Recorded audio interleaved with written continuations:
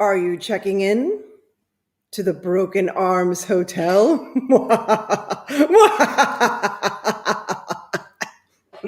Okay, stop it. I know I'm overdoing it. I'm such a ham.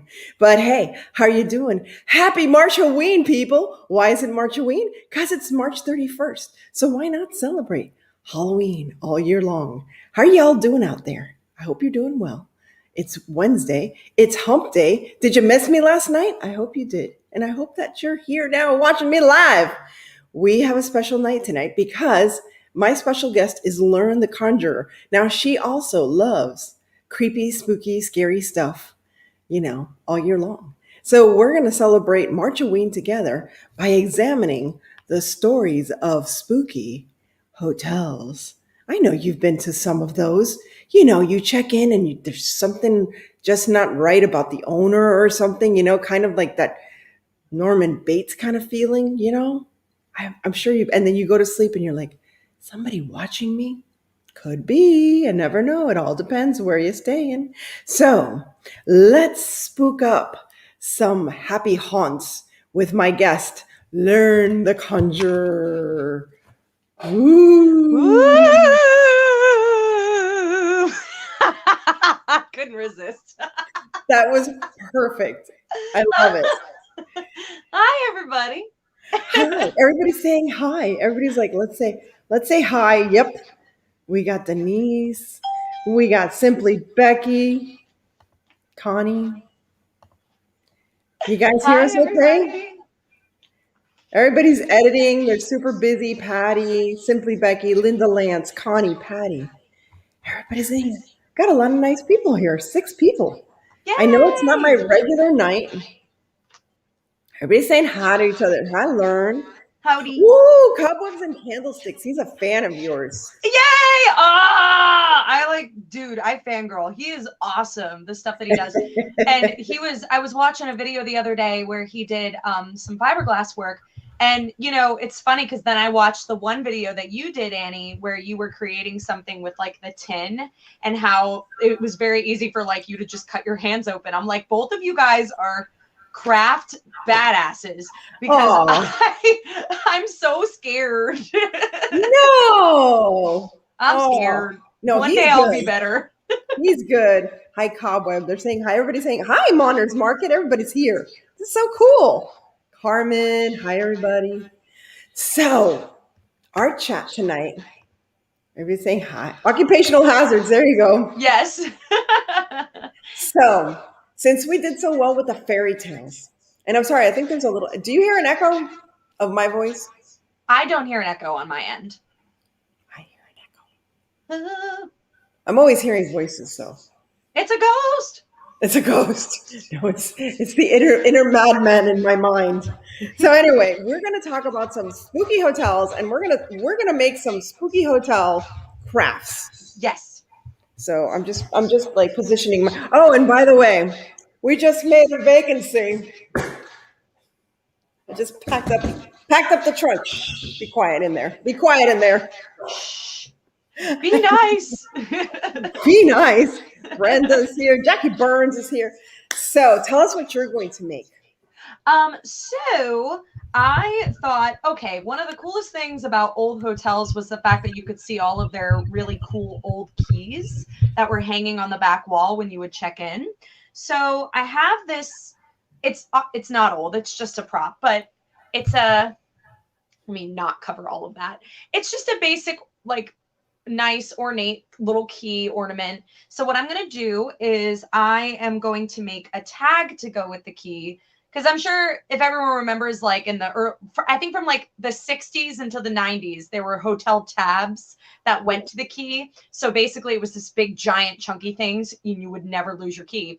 And it was always something very plain that had to do with the hotel. So I decided I'm going to make a tag to go with this key. And I was looking at this super glittery red craft foam, and I thought I'll make one, but I'll make one for Hotel California, which if you know the very popular Eagles song, you know the very last line in it is, you can check out anytime you'd like, but you can never leave. So I don't know if I can fit all that on this tag. We'll try. But I It think really Hotel depends on how not California- scared I get. Yes, I think just saying Hotel California, people will get it. Yes. People will get it. And you can put the eagle room on the other side. That's true. Annie, what are you making? I'm making a do not disturb sign. You not need disturb me because I'm already disturbed. Okay, that was so bad. I was like, are you going to write that at the very bottom? Like just as a Do you secondary guys still quote. hear an echo? Luke, I need help. With what? Help. Hey, SOS. I'm using the mic on the computer and there's an echo. The mic on the computer? Yeah. I tried that mic, I tried this mic. It's like coming from her, I think. Well, the thing Do you is- hear me? I do. Okay, so that's the thing. So the echo would be. I mean, it depends. It could be from you. It could be from her. All right. Well, Do you have? Does she have a microphone that like? Are your speakers on? And is a microphone like in front of your speakers? So I'm using my phone. So the microphone from my phone is basically what's the only thing I'm working Oh, with. okay. It might be you. what do I do? Um. Change the mic? Technical issues. Technical issues. For now, look at the dancing ghost. Yes, exactly. I don't know. Try and change the mic, I guess. And see if you Spooky, Hey, is that better? skeletons. Let's see. Is that better? Nope. Well, the thing is, if you're changing the microphone and nothing's happening, then it might not be. And I have echo cancellation on. It might not be you then. Okay. All right, that's all I'm gonna do. Okay. I'm sorry, Annie. It's part of the ambience. Ambience. Ambiance. There you go. Yes. It's Annie echoing. Okay. All right, we're gonna get started. So you, as my guest, you shall start with the scary, spooky stories.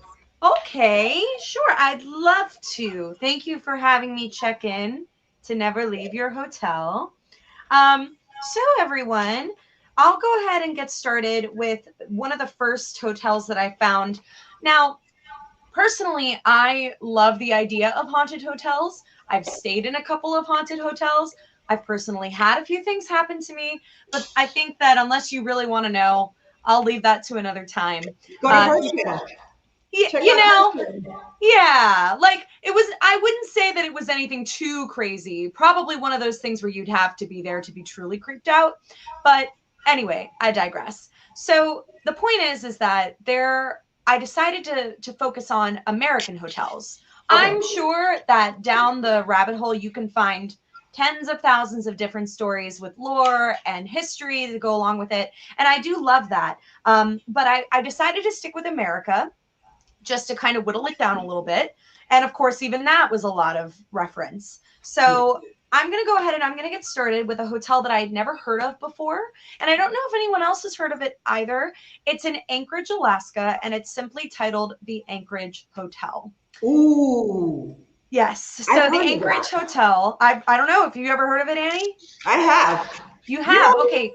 I I personally have not. I have not. But that was also another inspiration for The Shining. Yes, it was. I'm so glad that you said that. And we'll get into why that is. It's I know my basically, spooky. of course. But you know, a lot of people think that the only hotel that's responsible for The Shining is the Stanley Hotel, which we'll talk about later. But basically, to give a brief synopsis of the history of the Anchorage Hotel. Oh my goodness. Look at that. I'm so excited. A or B? Oh, Oval okay. or- I kind of like the squiggly square. Okay. Unless anyone thinks different. Nope. This is good. So the Anchorage Hotel is in Alaska. Never been to Alaska. Would love to go one day. But it was constructed in 1936, and it remains basically in its original building and original site to this day, with its last renovations being done by 1989. So basically, the place is considered a historic site, and the staff and all the guests that tend to go there, they all can confirm that they think that it has a lot of what's called paranormal activity. And for those of you that are keeping track at home, paranormal activity means ghosts are happening in a building. So what was happening was a lot of the staff and a lot of the guests claimed that basically every part of the property was haunted by different entities.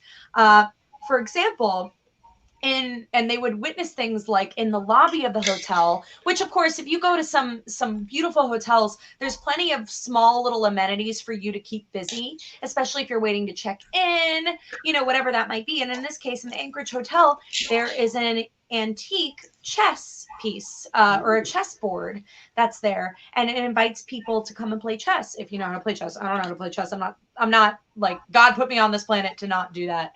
Hi. Oh, hi, everybody. So the chessboard's there for anyone to play it. But the thing is a lot of people, I'm so glad you said the Overlook Hotel cobwebs. A lot of people would claim that when the part of the lobby was empty for long periods of time, that chessboard would play itself.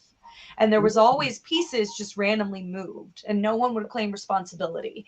So that's one of the most common things that staff find. But of course, more things would happen too. Probably the most common haunting is of the police officer Jack Sturgis, who was a police officer during the early 1900s and was actually fatally killed by his own gun in the back alley of the hotel. I know, poor bastard.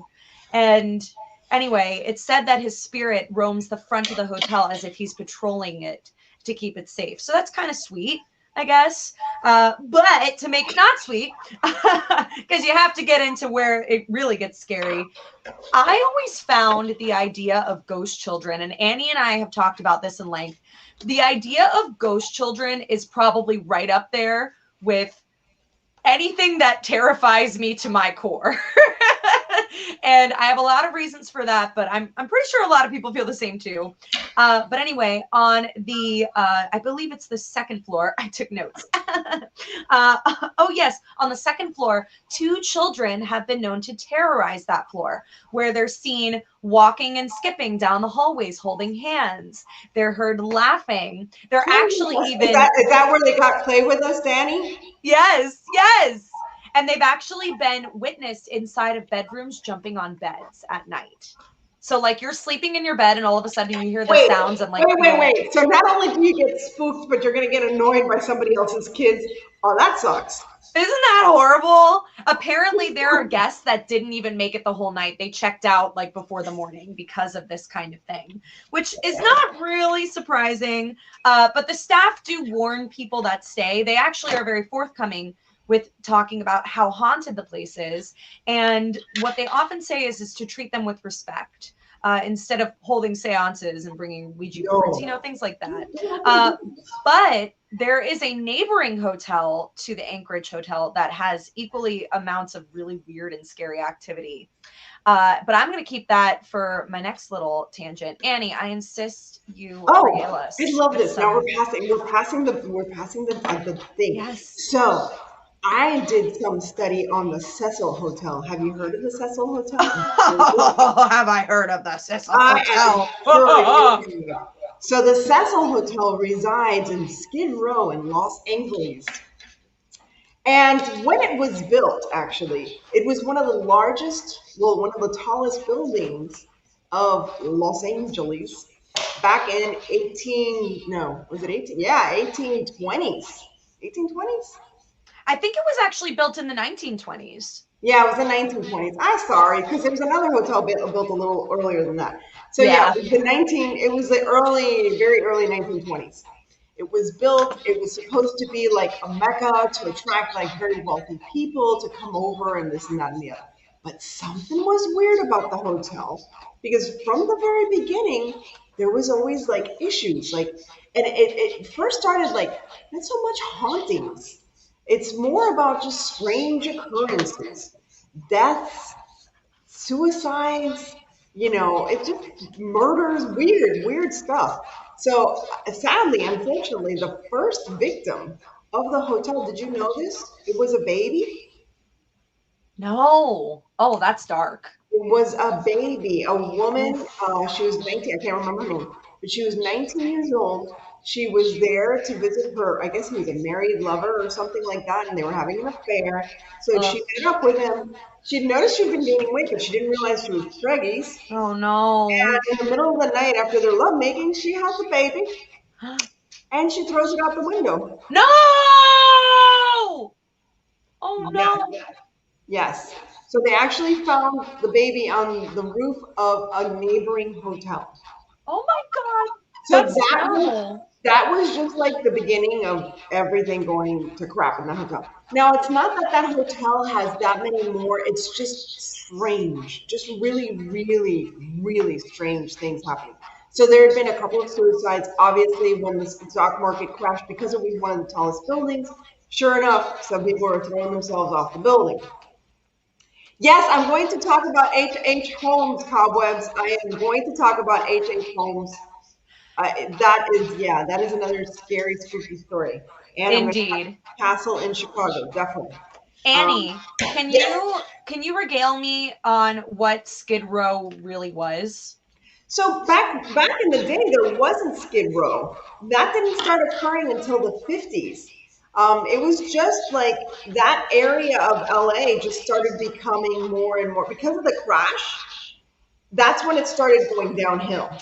And it just got worse and worse and worse. So Skid Row is basically where all these druggies and ladies of the evening, I was taught to say ladies of the evening, will, frequent. So what happens there pretty much is like, a lot of murders and killings and stuff like that. But let's talk about the two most famous serial killers who were in, do you know about this? Oh, I know at least of, yes, I know both. You know both. Okay. So you know about, oh gosh, I can't remember his name. It was Ramirez, Roberto Richard Ramirez. Ramirez, yeah. Richard Ramirez, that's what it was. So Richard Ramirez he was, there's some people that just live there. It's like they pay like, $20 a month or something ridiculous. And it's not like a good place. It used to be a it was originally such a nice hotel. And by then, yes, it was totally just a roach motel. Destroyed. Awful. Destroyed. It was destroyed. And I am dripping all over the place here. Oh So no! Housekeeping. Richard Ramirez was found to have killed like 15 women or something like that. It was in the teens. I think there might have been more. It was bad. It was in the teens. It was bad. It was very bad. And this was before Bundy and all that stuff. It was in the 70s, right? It was in the 80s. Oh, in the 80s. Okay, so it was right after Bundy. Right after him. So same thing, he would lure people. But and then there comes this guy, I forgot his name. But then this guy comes from Amsterdam, and he's like, hey, I'm a reporter. I'm like super interested. This was like in the later 80s.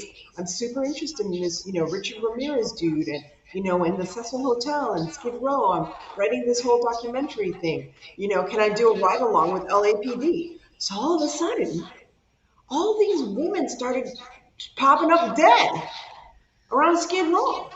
And who's there but this, this journalist? Guess what, people? It was him.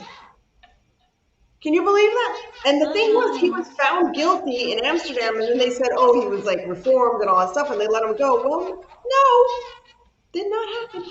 No. Come on now. Nope. We're smarter than that. So he killed a good amount of people as well. I think men and women and all that stuff. It's just very strange place. But the creepiest of all stories happened recently. I think it was 2012. It was very recent. I think it was probably even 2017. 2017, there you go. I don't remember my dates. But there was this one young woman who came from Canada. Her name was Elisa Lam. Have you guys seen this? Please look this up. Because it is the most bizarre thing. And if you want to, there's a whole documentary on Netflix about it. And it is about Elisa Lam, basically. And it's just very, very creepy.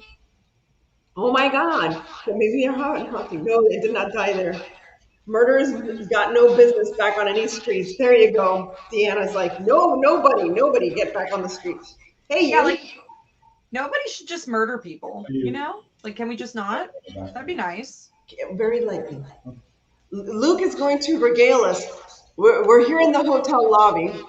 So my friend, my little ghost Luke is going to regale us with some haunting, chilling music. Woo! Music. No, don't use any pedals. Well, use the stifler ones. We don't want it to be too loud because it's a very Ooh, go ahead. Play Halloween.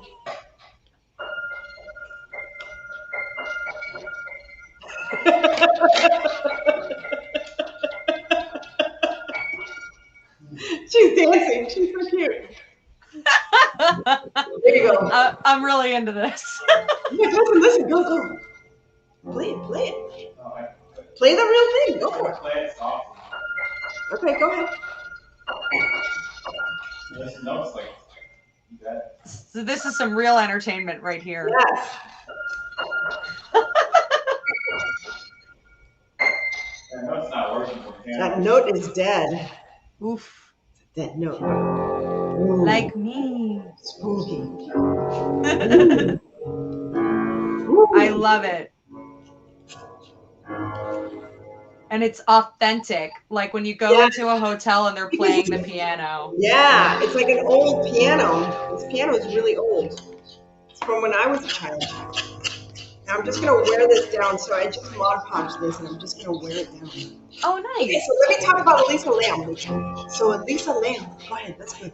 Elisa Lamb checks into the hotel, and she's there only to spend a few nights.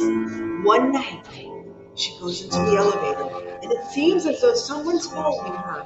She goes into the elevator, presses all the buttons, looks out. Maybe someone's following her. Looks back in, and she's like, something's happening to her. And her arms are weird and strange, and she's talking to somebody, but you can't see them because they're off of the CCTV. You can't see them.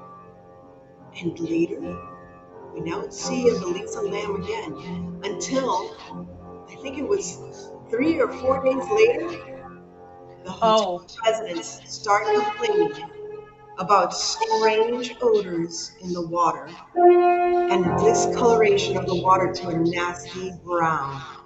And it wasn't until they checked in the water reserves, the tanks above the hotel, that they found poor Elisa Lamb.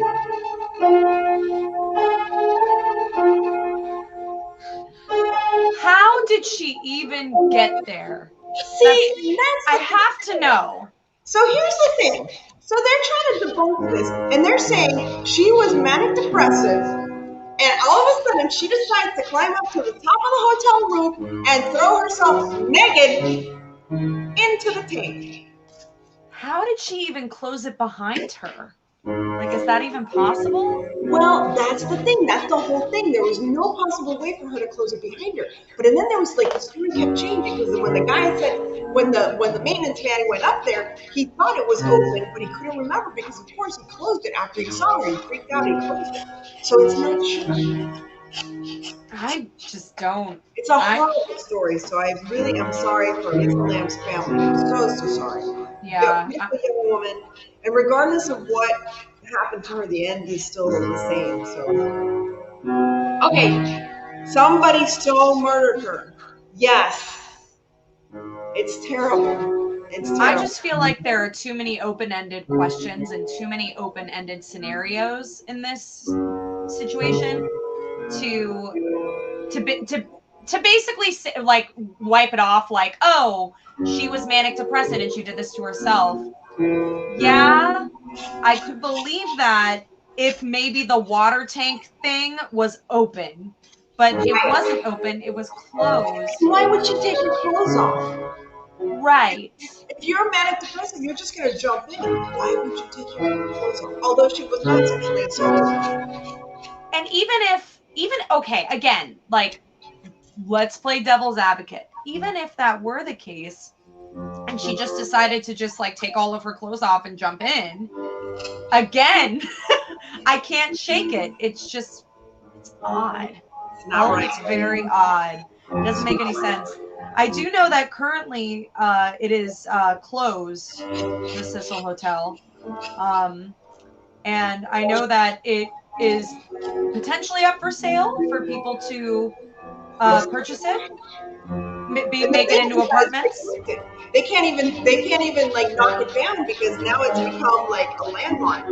Yeah, that's true. So they're not going to knock it down. Hey, Jamie, I saw some people coming in.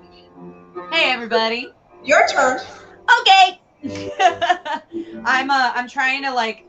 So during Halloween at the Dollar Tree, because I go there literally every day, I would get like a bunch of like Halloween favors and add them into my crafts. So this is like one of the rings that they had. Yeah, super cute, right? Go Dollar Tree. So I'm putting it into the key. By the way, there's another YouTuber here, Teresa B DIY, who wants to meet up with you. She's in Orlando as well. Oh, great! Yeah, let's do it. There you go. Yeah, I was saying that previously to the Anchorage Hotel that there was another hotel that was pretty much the neighbor of it. Two totally separate places, but weirdly have a lot of paranormal activity, or at least according to the people that work there. So don't laugh at the name of this hotel, because I at first thought that it was a giant joke. Okay. The hotel's name is Hotel Captain Cook. And it looks like Captain Hook, the way that they made the sea. So it's very like, I didn't know if it was a joke or what. I don't know. Anyway, so it's actually considered a very fancy, prestigious, very like detail-oriented style hotel. Very fancy smancy. It was actually just a block away from the original Anchorage Hotel. So I think that they worked as competition with one another, which is probably why they saw a lot of people. Now, there is apparently one very well-known spirit that exists within the hotel, and it's actually residing within the women's restroom in the lobby. Ooh. So, according to hotel records, in 1972, a woman went into the hotel bathroom and chose one of the stalls. She was not well mentally and unfortunately decided to choose suicide. So she lost her life inside the hotel. Oh. No one found out about her for a while, I guess until it was far too late. And so it's said that her spirit currently resides within the bathroom. Now, here's the thing. The staff believe in this so much that they have actually permanently locked the stall. They didn't rebuild the bathroom. They took that stall, built around it, and just locked it so people won't use it. Now, you're thinking, probably like me, oh, they closed it to be like kind and to honor this person who unfortunately, needed help and lost their life in the process. No, they closed it because before, when they didn't close it, women would go in there and get freaking attacked. Like, they would be thrown up against walls. A lot of them were slammed into the mirror. Like, it was pretty violent stuff. So I guess the solution to the staff of the hotel was, all right, well, we can't close the bathroom because people need to go. So let's just close up this one stall and never, ever open it. Right? Okay. So you're thinking, problem solved. Absolutely not. It still goes down as one of the most active places in the hotel. People tend to feel very uncomfortable when they go into the restroom. And actually, you can look this up. This is a real photo that you can find on Google. Now, you can go ahead and you can determine if you think it's fake. I'm not trying to convince you otherwise, but I saw it and it kind of scared me. There is a photo of someone who went on a tour back in 2017. And anyway, they go into the bathroom and they're told about the story. And like in most ghost tours, if you've ever been on a ghost tour before, they are very big about you taking pictures because you might capture something. Right. Now, if you've been on a ghost tour before and you've captured something, quote unquote, it tends to be what's known as an orb. And it's basically just a large ball of light, kind of like that. Right. Only it doesn't look as pretty in a picture. Right. In this photo, and I'm like just saying this right now, I'm getting a little scared because it was really scary for me to look at it. So it's a photo of this girl, and she's by herself in the bathroom, right? Like in the story, she like waited for most people to leave, and then finally she was alone because she really wanted to get a picture. So in the picture, she's like up against the stalls. So the stalls are behind her and the mirror's in front of her, right? So she just kind of like takes her camera and does a little snap. And one of the stalls to her left, I believe, was kind of open, like a little ajar. In the picture, in the mirror, you see a face peeking out of that open stall. And it looks like, Annie, it looks like when the evil queen in Snow White becomes the witch. Like, it looks horrifying. You can Google this. If you look up Hotel Captain Cook bathroom ghost, chances are you will find it. And I hope you sleep tonight, because I'm not. Oh my goodness. It was very scary. And I'm going to end that hotel with that little wrap up. I have several more to go. I have 1, 2, 3, Wow, 4, 5 left. You have a lot. I wanted to prepare a lot just in case. Just in case. Yeah. No, I just prepared the 2. I didn't have time. I was like going cuckoo crazy with work, as you all know. And you just don't, it's just day and night, night and day and day and night, and the people. Like being a ghost. Yes, exactly. So, I mean, I can talk about other hotels, but I don't know. Let's talk about the Chicago Castle. Have you? Let's do it. Have you heard of the Chicago Castle? I have not heard of the Chicago Castle. Tell me everything. So the Chicago Castle. Let's start with this man called H.H. Holmes. If you have heard of H.H. Holmes, guys, forget about Ted Bundy. Forget about every evil criminal you know out there. H.H. Holmes is America's first serial killer. And he's garbage! And I'm so glad that nobody's ever made a movie about this, because it's just too sick. So, back in the 1920s, it was the 1800s. He built the hotel back in 1880 or something like that, 1870, 1880. So back in the day, this gentleman, he was a doctor, by the way, Dr. H.H. Holmes. Not only was he a doctor, he was also a con man. Very adept at conning people into almost anything. Very suave, very charismatic, very similar to a lot of these serial killers out there. And what he did was, he was very wealthy, and he got this corner and decided, a corner lot, and decided to build it up, and decided to build a hotel that was so beautiful and extravagant, everybody called it the Chicago Castle. Yes, that's right. It was beautiful, and it was attracting people from all over the nation, especially for the Chicago World's Fair. So, the thing is that Mr. Holmes, or Dr. Holmes, was an extremely intelligent man, apparently. Too intelligent, I don't know. There was something very, very truly wrong about this man. And what he decided to do was create special secret rooms in the hotel. Let's call it a dungeon, perhaps? Oh yes, a dungeon. So when guests would come in, they would disappear. But would it matter? No, not many of them had families.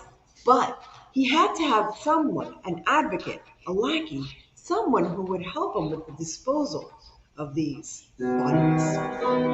And that person soon came to their demise as well, because he came up with a whole con of, you know what? I know how insurance companies work.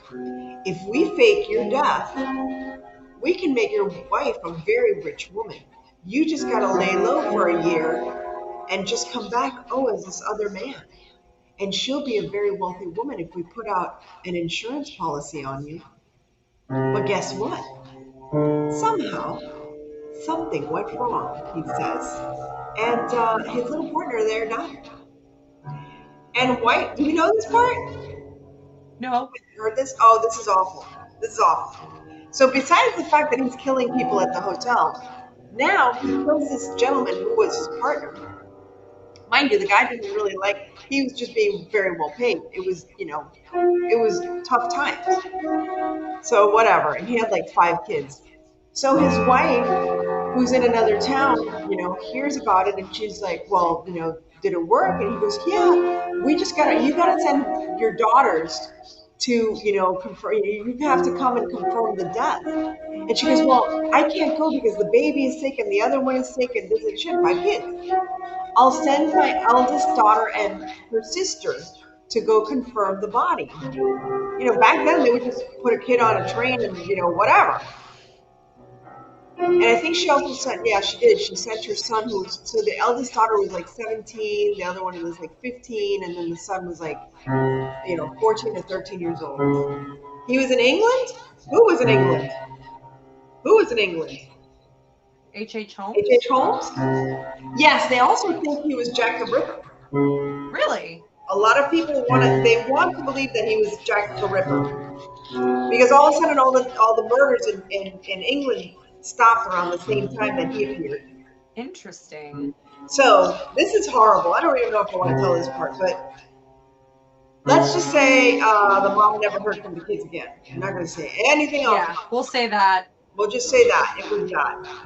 It was bad. Yes, they traveled by train all over. Yes, he just went on a wild goose chase.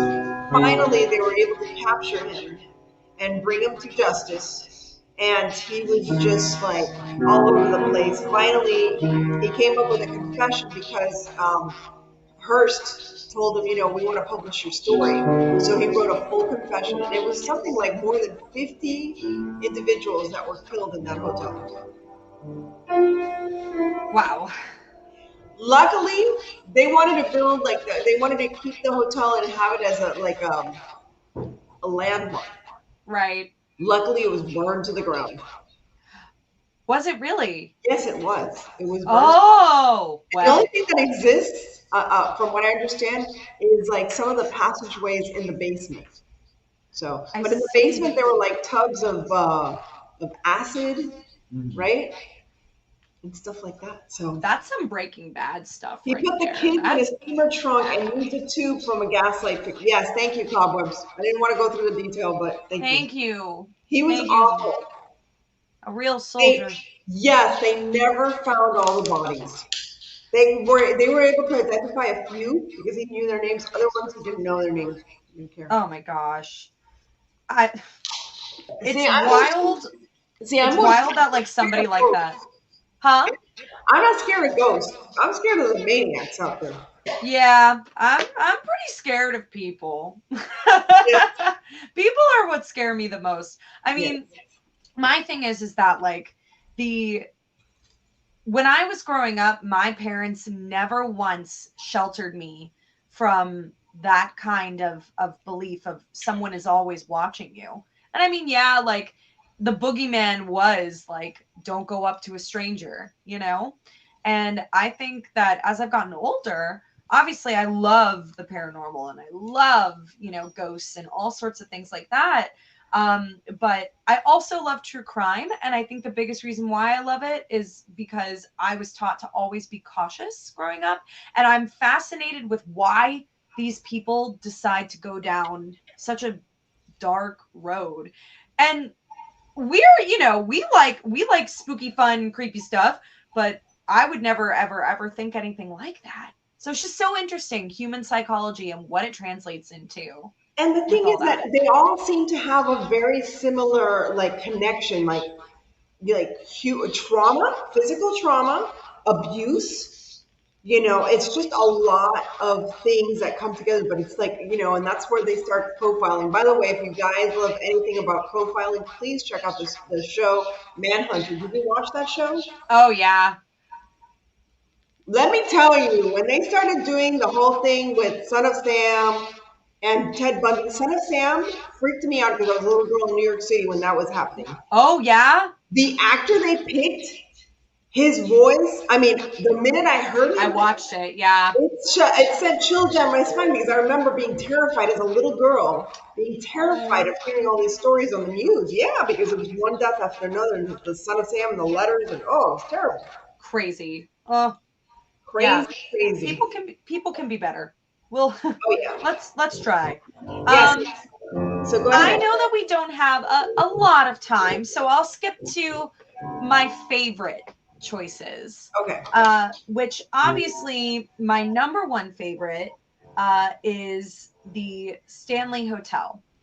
So the Stanley Hotel is often known from most people as the one hotel in Colorado that The Shining is based off of. And that's what most people think. But it is so much more. Also, I wanted to show my key. Ooh, pretty. It's cute, right? Very nice. Thanks. I gotta But get my sign here. I love it. I love that you made like the different shape, like the diamond shape too. Oh, hi. You have a ghost over there. A little ghost. Little ghost. Little ghosty. Thank So- you. Thank you, Luke, for your piano playing. Yes, thank you, Luke. Round of applause. What's great Yes. Wait, Playing. you didn't say something. What's great about what? what's great about playing and like spooky stuff like that is that you can just jumble any notes together and it sounds scary. Yeah. It's not like an actual. Oh, yeah. Very true. Like a piano at any point that's being hit by the high notes, I always get scared. Okay, so go ahead.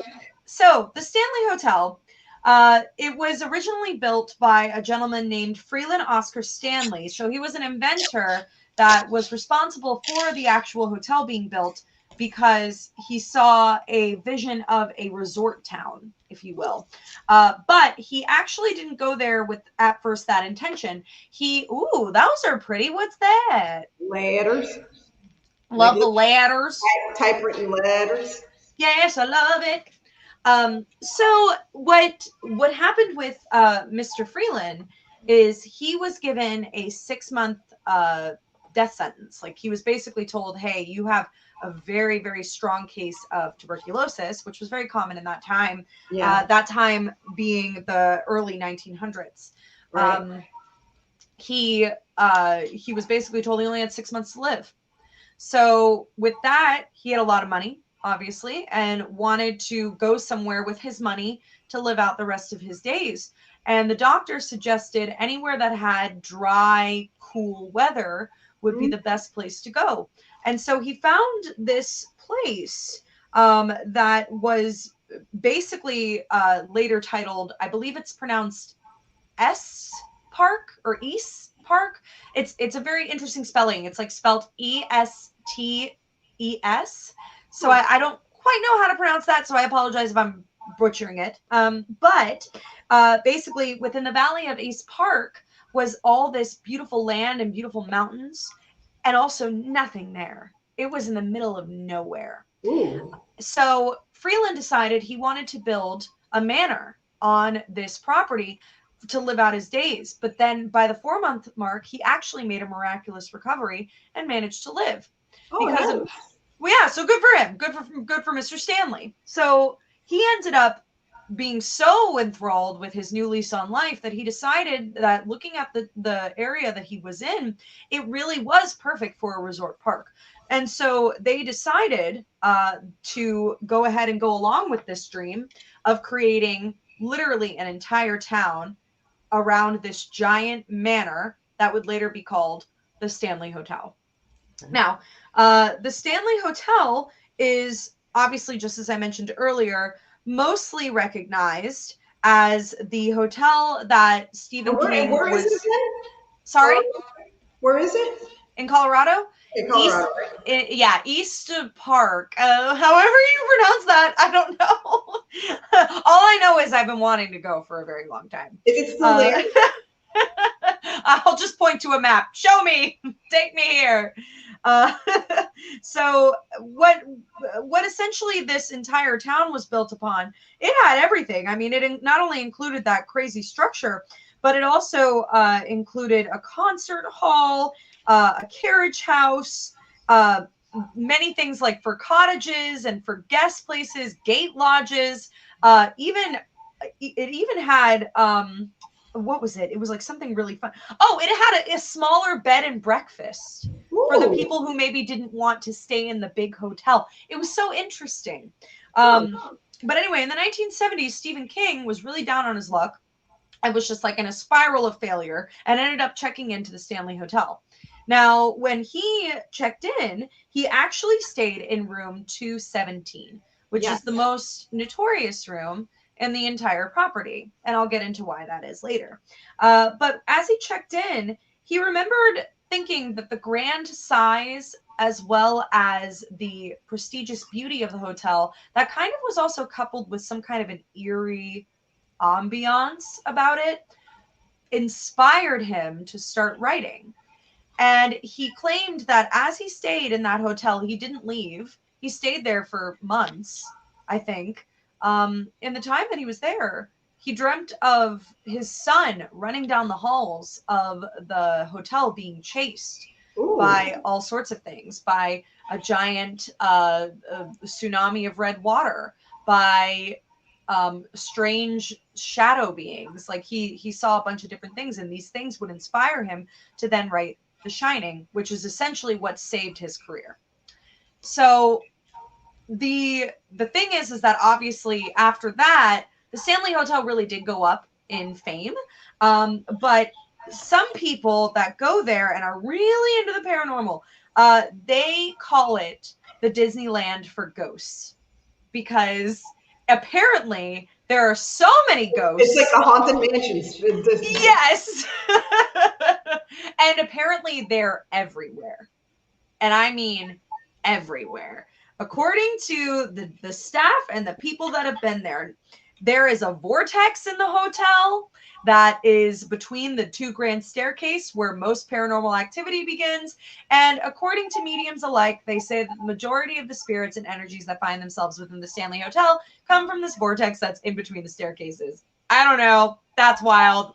I don't know how to feel about that. I believe, let me tell you, I believe in vortexes because I definitely have one in my house, because I'll clean my house and like I'll make a craft and then it's like, what happened? It's like a hurricane came through here. There's a vortex in this place. I am sure. That's the kind of vortex I'd be happy with. I don't know if I'd be down for like sitting in the middle of a hotel lobby and all of a sudden there's like 6 or 7 spirits, like they're coming out of a nightclub and they've partied all night and they're just ready to terrorize people. I don't really know if I want that. So, but as I said, they really are everywhere. It's also claimed that, besides the main hauntings that I'll talk about, I mean, there are hauntings in the ice house. There are hauntings in the concert hall. There are hauntings in the pet cemetery. There are hauntings in the underground caves. So is that where the pet cemetery is from his book, The Pet Cemetery? He apparently confirmed nor denied it. I guess it was kind of like, sure, I guess I kind of got that idea, but I think just the idea of an actual pet cemetery, not like, the actual animals coming back to life. But that being said, I mean, there's also other things such as like the hedge mazes that are in there. Apparently those have activity. Crazy. Now, there's so much activity that people experience that they go to a place in the basement called the archives. Now, the archives apparently are responsible for holding every single person's paranormal story that's willing to have it recorded down. Really? Now, yes. So if you are staying at the Stanley Hotel, you are encouraged to, if you have anything happen to you in your stay, to go down to the basement before you leave and file it in the official archives. I'm not going down there unless I have 20 people with me. All I can think of is if I were to go down there, I wouldn't leave.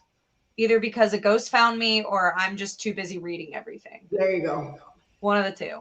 So anyway, I talked about room 217 being the most notorious haunted room. So a few things happened there, starting with an explosion that occurred in 1911 where the current housekeepers were setting off some kerosene lamps to obviously light their room. And an explosion occurred that was so strong that it shot their bodies straight down to the dining room 3 floors. Wow. It was that strong. So apparently it's said that the housekeeper's spirit is still there. And people claim that their luggage is moved. People claim that things fold themselves or put themselves back together in some way. It was actually said or known by Jim Carrey, who stayed in the room during the filming of Dumb and Dumber. He left in the middle of the night, half naked, because he was terrified of something in his bathroom. Ooh. So that's 217. Lots more about that on the internet, I assure you. But there is also the infamous fourth floor, where a pair of children terrorize the guests that stay there, where they knock on their doors all night and they laugh at them and they basically pull on them and terrorize them in their rooms. So it's a fun place. I want to go. I'm not gonna lie. I might be a little demented, but See, and my whole thing is with the spooky children. Like, I'm Catholic, and with the spooky children thing, I don't believe in children ghosts. I'll tell you why. Because they is innocent. I don't think they stay around this world. I don't. They are innocent souls. They go straight to heaven. So I think that's like demons work. You know, hate to say it. He's out there. I can't disagree with you, because either way, I'm terrified of them. Like, I'm absolutely terrified. You know, I just don't. So I want How's it going over there? So, okay. So I made a boo boo. What happened? Well, I didn't measure it out. So it's like. Well, we're just talking. Do not disturb. Yeah, disturb. Don't disturb. I won't disturb you. You saw a ghost girl? Oh, okay. Yeah, but it could be a ghost girl, but it could be something else. Hiding and disguised as a ghost girl. That's all I'm saying. All I'm saying. Fair enough. There's plenty of movies that prove your point. You know, there's a spooky haunted hotel in Tampa, right? I've been there. Yeah. What's the name of it? I can't remember that hotel. I can't remember it either, because I remember like having to stay there almost once. I was like, I really don't want to go. I stayed there for a week, and it's beautiful. But then at night, you always have this like, Like, I would never want to stay there alone. I was there with my hubby and the kids. Never would want to stay there alone. Aww. But it's beautiful, gorgeous place. And that's another thing, is these places tend to be very pretty. Oh, my sheet is eating me. Ugh. Holy sheet. I can definitely say that I'm sure that these places are beautiful, because a lot of them are historic and they've got a lot of like really wonderful artistic value to them. But some of these places are really scary. I've been, we have the Biltmore in Miami. The Biltmore. And that's what I was going to talk about. I was actually going to talk about. Go ahead, go for it. So there's two Biltmores. There's one in Miami, and then there's also one in Los Angeles. No, North Carolina. And North Carolina too. Yes. So there's the true Biltmore is the one in North Carolina. Like, and that's the one I really would love to visit. That's a beautiful manor. I have to. I know. One day, I have a whole bucket list of places I'd like to haunt. There you truly. Go. But the Biltmore that I actually thoroughly researched was the one in Los Angeles, and that's the one with the case of the Black Dahlia. Oh yeah. Yes. They also say she was at the Cecil Hotel, but it's never been proven. Never been proven. Yeah, I couldn't find anything that like actually definitely determined that. But in the Biltmore, the Black Dahlia case is the most common one, because it was known to be the last place that she was dropped off before she was murdered. So, and if you didn't know about the Black Dahlia case, I'll save you some Googling. You might not want to see the picture if you're easily grossed out, but essentially this woman's name was Elizabeth Short, and Elizabeth Short was trying to be an actress model type. And she was doing pretty okay for herself, but she was having an affair with someone. So a lot of people thought that maybe her lover would have had something to do with her death. It was never confirmed. Her murderer was never brought to justice. When Elizabeth Short was found, she was found in the middle of a vacant lot in Los Angeles, cut into two, and no blood was found in her body. And her face was known to be very beautiful, because she was a very pretty girl. She had a smile carved into her face from one side of her cheek to the other. And they say that happened while she was alive. Yes. So yes, Sarah, it is indeed at Jujubee. Yes, it's fascinating. And there's a lot of loopholes you can go under. Bailey Sarian actually covered her, and I recommend her if you want to look up Bailey all of that Sarian, detail. if you like anything creepy and spooky, Bailey Sarian, and also true crime, that chapter. Irish dude, like him. Good stuff. Yeah, it's a very tragic case, and it's sad that it was never figured out, you know. What? You got rid of simple root, simple living? How did you do that, Patty? Oh no. Where are you? Aw, thanks for intently listening. That's kind of you. She was removed for some reason. Oh no. Yeah. Oh, By come mistake. back. One of my people did it by mistake. Yeah, the Oh, murder was never, the Black Dahlia's murder has never been solved. I know. So sad. I don't think that my craft's going to dry in time, Aw. but Let's there see. it is. Let me show you. Look how perfect. Yay! Oh, that's perfect. Yeah, Love it. it's little and cute. I love it. So when it dries, I'll attach it to the key. And I'll take a picture and put it on my Instagram so that people can see. Very Yeah. cool. Yeah, very cool to I you. don't know what other spooky, creepy stuff we can talk about. We can talk about creepy, spooky stuff all night long. But that Oh, was, all we have night. to go to our hotel, and there's a whole bunch of other hotels. But anyway, if you're into creepy, spooky hotels, look them up. They're on YouTube.